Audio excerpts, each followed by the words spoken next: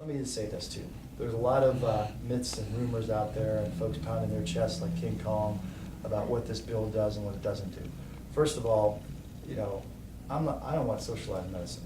I don't want us to be like, you know, Europe. We need something that's uniquely American. And right now we have a hybrid approach. 52% is private sources, 48% is some sort of governmental public subsidy. So we've got to find the right hybrid mix of how this is going to work. I believe in a robust employer-based system, one that works, one that's not discriminatory with pre-existing conditions, and one that allows portability from job to job. So I'm not going to vote for something that is just more in the line of socialism. And number two, I'm not going to vote for something that you hear about, you know, on these death panels or whatever. We're going to have death panels and pull the plug on grandma. But do I think that we need end-of-life care? Absolutely. And we need to manage this better, because that comprises a great deal of the expenses that are out there. And I'll describe the situation that happened in my own life. I mean, my grandmother was in her last days, and my father took care of her for forever practically. And here comes my uncle in from Arizona saying, no, we want her on this life support. And you had this family feud going back and forth for almost a month. And you know, we needed to do a better job of making sure that we had some sort of, you know, living will or something to make sure that we don't get into a situation like that. But, you know, many of those scenarios are played out daily, and, you know, we need to find a way to save money in that respect. So that's what's on the table right now. I like the fact that we have prevention on the table, and we're going to have this a large component of a healthcare proposal. I like the fact that we're going to end pre-existing conditions.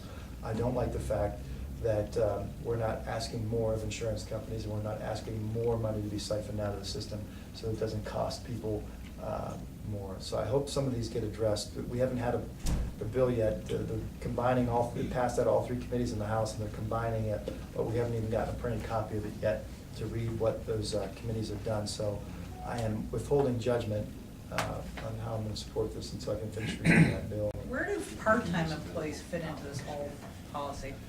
So I wonder what's going to happen if it's required of insurance coverage for full-time employees. What happens to the part-time employees? Or will people who have full-time jobs suddenly find themselves having below the minimum hourly rate to have to require? Because I mean, I see that happen with pensions. Mm-hmm. One thing that they're mandating is that a specific menu of healthcare services. So, it costs this X amount of dollars to get your teeth cleaned. It costs X amount of dollars to get an MRI. It costs X amount of dollars for a hospital visit or a physician visit. So they won't fall between the cracks. That's, I mean, we're setting the bare minimum, the lowest standard.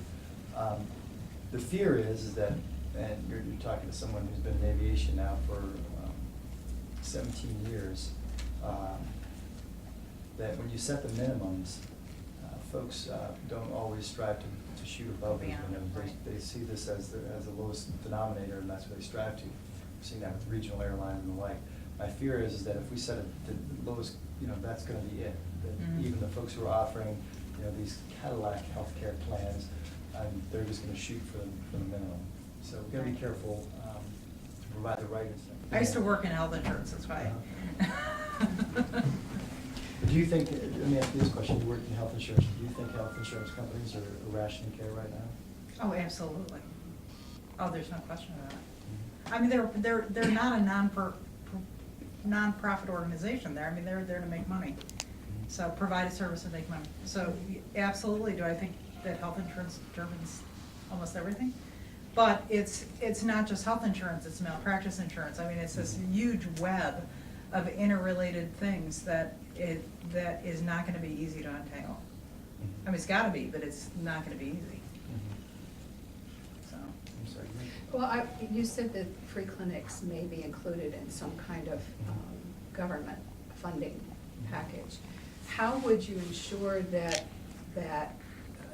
the burden of regulations wouldn't sort of swamp free clinics, and that uncovered mandates and all of the things that would take resources to comply? Let me ask that, do you have to do all the same things with HIPAA and, Yes.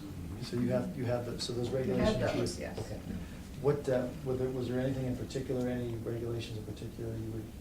Well, because I've worked in healthcare for a long time, I know that whenever you're taking government money, it comes with a lot of accountability, which is good. You want people to be accountable, but you don't want the accountability part to outweigh and swamp the good that the money will do for the organization. So that balance, and perhaps some of you that are doing it, I'm retired right now, but you hire teams of people just to do nothing but compliance and regulatory work.